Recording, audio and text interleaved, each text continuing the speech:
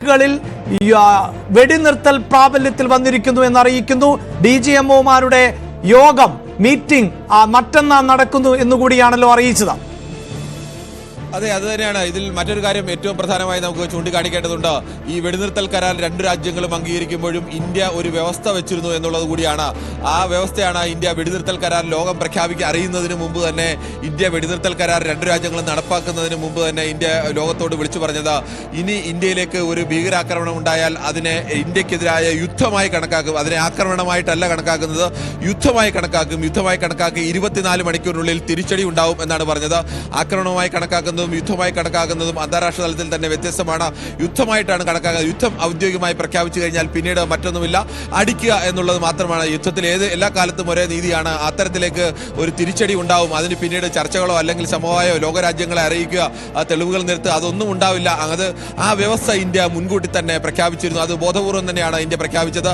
ഇത് ഏറ്റവും അവസാനം വെടിനിർത്തൽ കരാർ അംഗീകരിക്കുന്നത് ഇന്ത്യയാണ് എന്ന് വരുന്നതും കൃത്യമായ പ്ലാനിന്റെ അടിസ്ഥാനത്തിൽ തന്നെയാവണം. ഇക്കാര്യത്തിൽ ഇന്ത്യ തുടക്കത്തിൽ തന്നെ വെടിനിർത്തൽ കരാറോ അല്ലെങ്കിൽ ഇത് വെടിനിർത്തൽ കരാർ എന്നല്ല, ഞങ്ങൾ ഒരു യുദ്ധത്തിനില്ല, ഞങ്ങൾ അങ്ങനെ ഒരു തുടക്കത്തിൽ ആക്രമിക്കാൻ ഞങ്ങൾ മുന്നോട്ട് വെക്കില്ല, ഞങ്ങൾ ആദ്യം ആക്രമിക്കില്ല എന്നുള്ള നിലപാട് വ്യക്തമാക്കിയതാണ്. അതിനുശേഷവും വീണ്ടും പാകിസ്ഥാന്റെ ഭാഗത്ത് നിന്ന് ആക്രമണം ഉണ്ടായി, ഇന്ത്യയുടെ പ്രത്യാക്രമണം ഉണ്ടായി, വീണ്ടും ഇന്ത്യ നിലപാട് വ്യക്തമാക്കി, വീണ്ടും പാകിസ്ഥാന്റെ ഭാഗത്ത് നിന്ന് ആക്രമണം ഉണ്ടായി, വീണ്ടും ഇന്ത്യയുടെ ഭാഗത്ത് നിന്ന് പ്രത്യാക്രമണം ഉണ്ടായി. അതിനുശേഷമാണ് 3 വാർത്താ സമ്മേളനങ്ങൾ കഴിഞ്ഞു. 3 വാർത്താ സമ്മേളനങ്ങൾ ഇന്ത്യ നടത്തിയതും 3 പ്രധാനപ്പെട്ട പ്രത്യാക്രമണങ്ങൾ നടത്തി അത് വിജയിപ്പിച്ച ശേഷമാണ് വാർത്താ സമ്മേളനം നടത്തിയത്. ഇപ്പോൾ 4ാമത്തെ വാർത്താ സമ്മേളനം വിക്രം മിശ്രി ഒറ്റയ്ക്ക് വന്ന് വാർത്താ സമ്മേളനം നടത്തുന്നു. ആ വാർത്താ സമ്മേളനത്തിൽ സൈനികർ അപ്പുറവും ഇപ്പുറവും ഇല്ല. ബാക്കി 3 വാർത്താ സമ്മേളനത്തിലും ഇന്ത്യൻ സേനയിൽ കരസേനയിൽ നിന്നും കേണൽ സോഫിയ ഖുറേഷിയും അതോടൊപ്പം തന്നെ വ്യോമസേനയിൽ നിന്നും വ്യോമിക സിംഗും ഉണ്ടായിരുന്നു. 2 പേർ ഇന്ത്യൻ കരസേനയുടെയും വ്യോമസേനയുടെയും പ്രതിനിധികളെ അവരുടെ ആദ്യത്തെ തവണ വന്നപ്പോൾ അവർ സാധാരണ സൈനിക യൂണിഫോമിൽ വന്നു. 2ാമത്തെ തവണ വന്നപ്പോൾ അവർ 2 പേരും യുദ്ധത്തിനിറങ്ങുന്ന യൂണിഫോമിലാണ് വന്നത് എന്ന് കരുതി ഇന്ത്യ യുദ്ധത്തിന് തയ്യാറാണ്, അല്ലെങ്കിൽ ഇന്ത്യ ഏത് പോരാട്ടത്തിനും തയ്യാറാണ് എന്നുള്ള സന്ദേശം ലോകത്തിന് നൽകി.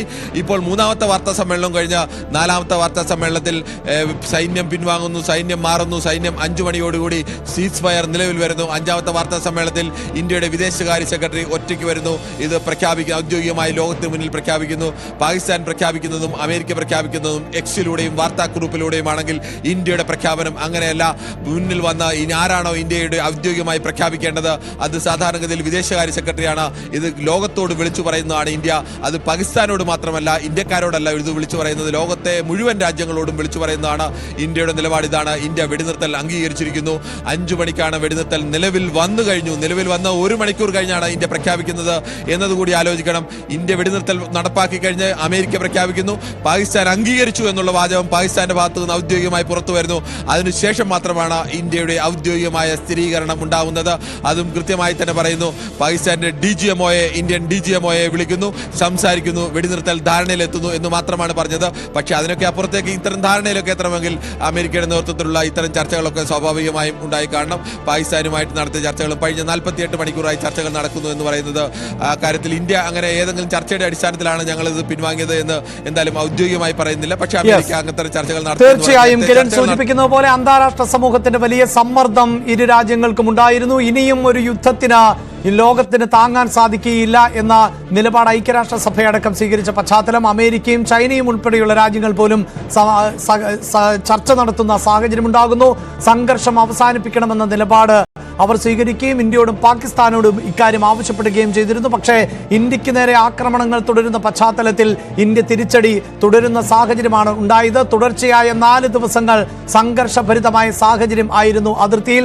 പാകിസ്ഥാൻ നടത്തിയ ആക്രമണങ്ങൾക്ക്, പ്രത്യേകിച്ച് ആകാശ യുദ്ധത്തിന് പിടിച്ചു നിൽക്കാൻ പറ്റില്ല എന്ന് പാകിസ്ഥാന് ബോധ്യപ്പെട്ട മണിക്കൂറുകൾ കൂടിയായിരുന്നു പിന്നിട്ടത്. പ്രത്യേകിച്ച് പാകിസ്ഥാന്റെ വ്യോമത്താവളങ്ങളിൽ വലിയ തോതിലുള്ള പ്രഹരം ആയിരുന്നു ഇന്ത്യ നടത്തിയത്. പാകിസ്ഥാൻ കഴിഞ്ഞ 4 ദിവസമായി തുടർച്ചയായി ജനവാസ മേഖലകളിലേക്ക് വലിയ ആക്രമണങ്ങൾ നടത്തിയെങ്കിലും അതിന് തടയിടാൻ ഇന്ത്യക്ക് സാധിച്ചിരുന്നു. അതിന് പിന്നാലെയാണ് പാകിസ്ഥാന്റെ നീക്കങ്ങൾ പരാജയപ്പെടുന്നു എന്ന് ബോധ്യപ്പെടുന്ന സാഹചര്യത്തിൽ, ഒപ്പം പാകിസ്ഥാന് വലിയ തോതിലുള്ള ആഭ്യന്തര വിഷയങ്ങൾ രൂപപ്പെടുന്ന സാഹചര്യത്തിൽ ബലൂചിസ്ഥാനിൽ നിന്ന് അടക്കം ബലൂച്ച് വാദികളുടെ അടക്കമുള്ള പ്രവർത്തനങ്ങൾ അത് വലിയ തോതിൽ ആഭ്യന്തര സംഘർഷം ഉണ്ടാക്കുന്ന സാഹചര്യത്തിലൊക്കെയാണ് പാകിസ്ഥാന് പിടിച്ചു നിൽക്കാൻ പറ്റാത്ത സാഹചര്യം ഉണ്ടാകുന്നത്.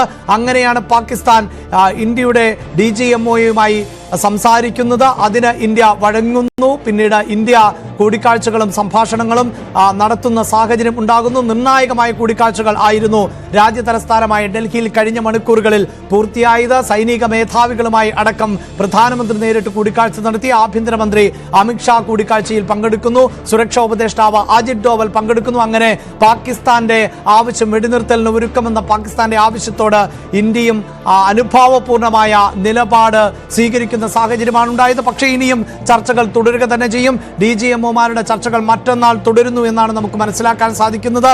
എന്തായാലും കിരൺ സൂചിപ്പിക്കുന്നത് പോലെ കൃത്യമായ ഉപാധികളോടുകൂടി മാത്രമേ ഇപ്പോൾ ഇന്ത്യ ഇതിന് വഴങ്ങുകയുള്ളൂ എന്നത് വ്യക്തമാണല്ലോ. കാരണം ഇന്ത്യയെ സംബന്ധിച്ചിടത്തോളം പാകിസ്ഥാൻ സാധാരണക്കാരായ ആളുകൾക്ക് നേരെയാണ് ആക്രമണം നടത്തിയത്. പക്ഷേ ഇന്ത്യ ആകട്ടെ വളരെ കൃത്യമായി സൈനികമായ നടപടിയുമായിട്ടാണ് മുന്നോട്ട് പോയത്. വ്യോമത്താവളങ്ങളെ അടക്കം ലക്ഷ്യം വെച്ചുകൊണ്ടുള്ള സൈനികമായ മറുപടിയും തിരിച്ചടിയുമാണല്ലോ ഇന്ത്യ നൽകിയത്. പക്ഷേ ഇനി ഇത്തരത്തിലൊരു ഭീകരാക്രമണം ഉണ്ടായാൽ അത് അംഗീകരിക്കാനോ അല്ലെങ്കിൽ അതിനോട് ഒരു നിമിഷം പോലും കാത്തിരിക്കാനോ ഇന്ത്യ ഒരുക്കമായിരിക്കില്ല എന്ന ഒരു സന്ദേശം കൂടിയാണല്ലോ പുറത്തു വന്നുകൊണ്ടിരിക്കുന്നത്. ഒരു പക്ഷേ വരും ദിവസങ്ങളിൽ നടക്കുന്ന അല്ലെങ്കിൽ മറ്റന്നാൾ നടക്കുന്ന വിശദമായ ചർച്ചകളിൽ ഇക്കാര്യം ഇന്ത്യ കൃത്യമായി അറിയിക്കുക തന്നെ ചെയ്യും. അങ്ങനെ വേണമോ മനസ്സിലാക്കാൻ കിരൺ? വളരെ വ്യക്തമായും അങ്ങനെ തന്നെ വേണം മനസ്സിലാക്കാൻ അഭിലാഷ്. ഇന്ത്യയുടെ ഭാഗത്ത് ഈ നീക്കം നമുക്ക് പരിശോധിച്ചാൽ വളരെ വ്യക്തമാകുന്ന ഒന്നുണ്ട്. ഇന്ത്യ ഇങ്ങനെ ഒരു സീസ് ഫയറിലേക്ക് നീങ്ങുന്നതിന് മുമ്പ് തന്നെ ഇന്ത്യ ഒരു ധാരണ, ഇന്ത്യയുടെ ഒരു വ്യവസ്ഥ മുന്നിലേക്ക് വെക്കുന്നു. ആ സമയത്ത് ലോകം തന്നെ അറിയുന്നില്ല ഇങ്ങനെ ഒരു സീസ് ഫയർ ഉണ്ടാകുമോ, അല്ലെങ്കിൽ എന്താണ് എല്ലാവരും യുദ്ധത്തിലേക്ക് നീങ്ങുന്നു അല്ലെങ്കിൽ ശക്തമായ രീതിയിലേക്ക് നീങ്ങുന്നു എന്നുള്ള തരത്തിലേക്കുള്ള വ്യാഖ്യാനങ്ങളൊക്കെ മാധ്യമങ്ങളടക്കം നൽകിക്കൊണ്ടിരിക്കുന്ന സമയത്താണ് ഈ തരത്തിലേക്ക് ഇന്ത്യ ഒരു വ്യവസ്ഥ മുന്നോട്ട് വെക്കുന്നത്. ആ വ്യവസ്ഥ ഇതായിരുന്നു: ഇന്ത്യയുടെ നേരെ ഇനി ഏതെങ്കിലും തരത്തിൽ ഒരു ഭീകരാക്രമണം ഉണ്ടായാൽ അതിനെ ഇന്ത്യക്ക് നേരെയുള്ള, രാജ്യത്തിന് നേരെയുള്ള യുദ്ധമായി അതിനെ കണക്കാക്കും. യുദ്ധമായി കണക്കാക്കി 24 മണിക്കൂറിനുള്ളിൽ തിരിച്ചടി നൽകും എന്നുള്ളതാണ്. ഇതിനെ ഒരു ഭീകരാക്രമണം, ഇനി ഒരു ഭീകരാക്രമണം ഉണ്ടായാൽ അതിനെ ഭീകരാക്രമണമായിട്ടല്ല കാണുന്നത്, അതിനെ യുദ്ധമായിട്ടാണ് ഇന്ത്യ കാണുന്നത് എന്നുള്ളത്. യഥാർത്ഥത്തിൽ ഇത് ഇന്ത്യ ഒരു വ്യവസ്ഥ മുന്നോട്ട് വെക്കുകയായിരുന്നു. അത് ഏറ്റവും പ്രധാനപ്പെട്ട വ്യവസ്ഥയാണ്. കാരണം ഇനി ഒരു പഹൽഗാം ആവർത്തിക്കരുത്. ഇന്ത്യ സീസ് ഫയറിനൊക്കെ സമ്മതമാണ്, ശരിയാണ്. പക്ഷേ ഇനിയൊരു പഹൽഗാം ആവർത്തിച്ചാൽ ഇന്ത്യയുടെ ഭാഗത്ത് നിന്ന് ഇത് ഏറ്റവും അവസാനത്തെ ഇന്ത്യയുടെ ഒരു വിട്ടുവീഴ്ചയാണ്. ഇന്ത്യയുടെ നിലപാടിലുള്ള ഇന്ത്യ ഒരു സമവായത്തിന് അംഗീകരിക്കലാണ്. ഇനി ഇങ്ങനെ ഉണ്ടായിക്കഴിഞ്ഞാൽ ഇന്ത്യ അങ്ങനെ ഒരു അംഗീകാരത്തിൽ നിൽക്കില്ല. ഇന്ത്യയുടെ ക്ഷമയുടെ നെല്ലിപ്പടയടക്കം കണ്ടു കഴിഞ്ഞു. അതുകൊണ്ട് ഇനി അത് അംഗീകരിക്കാനാവില്ല എന്ന് തന്നെ വളരെ കൃത്യമായി തന്നെ വ്യക്തമാക്കുകയായിരുന്നു. നമ്മളടക്കം അപ്പോൾ രണ്ട് സാധ്യതകളാണ് ഇങ്ങനെ ഒരു വ്യവസ്ഥ ഇന്ത്യ മുന്നോട്ട് വെക്കുന്നതിനുള്ളത് എന്ന് തന്നെയാണ് വാർത്തകളിലൊക്കെ നൽകിയത്. ഇത് ഒന്നുകിൽ ഇന്ത്യ സമാധാനത്തിലേക്ക് നീങ്ങുന്നു, അതിന്റെ സൂചനയാവാം ഇത്തരം ഒരു വ്യവസ്ഥ മുന്നോട്ട് വെക്കുന്നത്, അല്ലെങ്കിൽ അത് ചിലപ്പോൾ അറ്റാക്കിലേക്ക് നീങ്ങാനുള്ള സാധ്യത. അങ്ങനെ രണ്ട് സാധ്യതകളായിരുന്നു പറഞ്ഞിരുന്നത്. അതിൽ ഒന്നാമത്തെ സാധ്യതയിലേക്ക് തന്നെ എത്തിയിരിക്കുന്നു എന്നുള്ളത് ഇന്ത്യയെ സംബന്ധിച്ച് അഭിമാനിക്കാവുന്ന ഒന്നാണ്. ലോകത്തിന് മുന്നിലും ഇന്ത്യക്ക് ഇപ്പോൾ തലയുയർത്തി പിടിച്ചു തന്നെ നിൽക്കാം. ഇന്ത്യ ഒരു യുദ്ധം ആഗ്രഹിക്കുന്ന രാജ്യമല്ല, അല്ലെങ്കിൽ വിരളി കൊണ്ട് എന്തെങ്കിലും ഒരു ആക്രമണം ഉണ്ടായാൽ തൊട്ടടുത്ത ദിവസം തന്നെ ഒരു രാജ്യത്തെ അങ്ങനെ യുദ്ധത്തിന് വേണ്ടി കാത്തിരുന്ന് കിട്ടിയ അവസരം നോക്കി യുദ്ധം ചെയ്യുക എന്നുള്ള രീതിയിലേക്ക് നീങ്ങുന്ന രാജ്യമല്ല. ഒരു യുദ്ധം എന്നൊക്കെ പറഞ്ഞാൽ ആളുകൾക്ക് പറയാൻ എളുപ്പമാണ്, വൈകാരികതയൊക്കെ പറയാൻ എളുപ്പമാണ്. പക്ഷേ ഒരു രാജ്യത്തെ സംബന്ധിച്ച് പക്വതയോടുകൂടി ചിന്തിക്കുന്ന ഒരു രാഷ്ട്രത്തിന്റെ ഭരണാധികാരികളെയും ഭരണകൂടത്തെ സംബന്ധിച്ച് അത് അങ്ങനെ നയിക്കാവുന്ന ഒന്നല്ല. അത് ലോകത്തെ തന്നെ ബാധിക്കുന്ന ഒന്നാണ്. ഓരോ സാധാരണക്കാരായ മനുഷ്യരെയും ബാധിക്കുന്ന ഒന്ന് തന്നെയാണ് യുദ്ധം എന്ന് പറയുന്നത്. അത്തരം ഒരു യുദ്ധം ഒഴിവാക്കുക എന്നുള്ളത്, അതിനുവേണ്ടി എന്ത് വിട്ടുവീഴ്ച ചെയ്തും യുദ്ധം ഒഴിവാക്കുക എന്നുള്ളത് ഏറ്റവും പ്രധാനമാണ്. ഒപ്പം തന്നെയാണ് രാജ്യത്തിന്റെ അന്തസ്സ് നിലനിർത്തുക, രാജ്യത്തിന്റെ സുരക്ഷ ഉറപ്പാക്കുക. ഇതിപ്പോൾ രാജ്യത്തിന്റെ സുരക്ഷ ഉറപ്പാക്കിക്കൊണ്ട്, രാജ്യത്തിന്റെ അന്തസ്സ് നിലനിർത്തിക്കൊണ്ട് ഇന്ത്യൻ വ്യവസ്ഥ അനുസരിച്ച് യുദ്ധത്തിന് വെടിനിർത്തൽ കരാറിലേക്ക് അംഗീകരിക്കാൻ പാകിസ്ഥാൻ തയ്യാറായിരിക്കുന്നു. ഈ സമയത്ത് പ്രകോപനപരമായ സംസാരങ്ങൾ ഒഴിവാക്കുക എന്നുള്ളത് പക്വതയുള്ള ഒരു രാജ്യത്തിന്റെ ലക്ഷണമാണ്. അതുകൊണ്ട് തന്നെയാണ് നേരത്തെ ഈ സമയത്താണ് ഈ വ്യവസ്ഥ പറയുന്നതെങ്കിൽ സ്വാഭാവികമായും അത് പാകിസ്ഥാൻ ഒരു പ്രകോപനമായി കാണേണ്ടി വരും. ഇന്ത്യ അങ്ങനെ ഒരു രണ്ടുപേർ തമ്മിൽ പ്രശ്നങ്ങളുണ്ടായി. ആ പ്രശ്നം പരിഹരിച്ചു കഴിഞ്ഞ് നടത്തുന്ന വാർത്താ സമ്മേളനം സൗഹൃദപൂർവ്വം വേണം നടത്തേണ്ടത്, അല്ലെങ്കിൽ മാന്യമായി വേണം നടത്തേണ്ടത് എന്നുള്ളത് ഒരു ലോക നീതിയാണ്. അത് ലോകത്തെ ഏത് രാജ്യങ്ങൾ തമ്മിലായാലും, എത്ര വലിയ കൊടിയ യുദ്ധങ്ങൾ ഉണ്ടായ രാജ്യങ്ങളായാലും, നിങ്ങൾ സമാധാനത്തിലേക്ക് എത്തുകയാണെങ്കിൽ ആ സമയത്ത് മാന്യമായി സംസാരിക്കുക എന്നുള്ള രീതിയാണ്. അത് ഇന്ത്യ കൃത്യമായി പാലിച്ചിരിക്കുന്നു. പക്ഷേ അപ്പോഴും നമുക്ക് നമ്മുടെ രാജ്യത്തിന്റെ സുരക്ഷ, രാജ്യത്തിന്റെ അഭിമാനം, ഇതൊക്കെ സംരക്ഷിക്കേണ്ടതുണ്ടായിരുന്നു. അതുകൊണ്ട് തന്നെയാണ് ഇന്ത്യ വളരെ നേരത്തെ തന്നെ ഈ സീസ് ഫയർ ഒക്കെ ലോകം അറിയുന്നതിന് മുമ്പ് തന്നെ, ഡൊണാൾഡ് ട്രംപ് ഇത് പ്രഖ്യാപിക്കുന്നതിന് മുമ്പ് തന്നെ ഇന്ത്യയുടെ വ്യവസ്ഥ ലോകത്തോട് പ്രഖ്യാപിച്ചത്. അതുകൊണ്ട് തന്നെയാണ് വളരെ ദീർഘനേരത്തെ പ്രധാനമന്ത്രിയുടെ ആദ്യം രാജ്യരക്ഷാമന്ത്രിയുടെ വീട്ടിൽ രാജ്യരക്ഷാമന്ത്രിയും 3 സേനാ തലവന്മാരുമായി ചർച്ച നടത്തുന്നു. അതിനുശേഷമാണ് ഈ 3 സേനാ തലവന്മാരുമായും രാജ്യരക്ഷാമന്ത്രി, പ്രതിരോധ മന്ത്രി നമ്മുടെ രാജ്നാഥ് സിംഗും അതോടൊപ്പം തന്നെ പ്രധാനമന്ത്രി നരേന്ദ്രമോദിയുമായും ദേശീയ സുരക്ഷാ ഉപദേഷ്ടാവ് അജിത് ഡോവലുമായും ചർച്ച നടത്തുന്നു.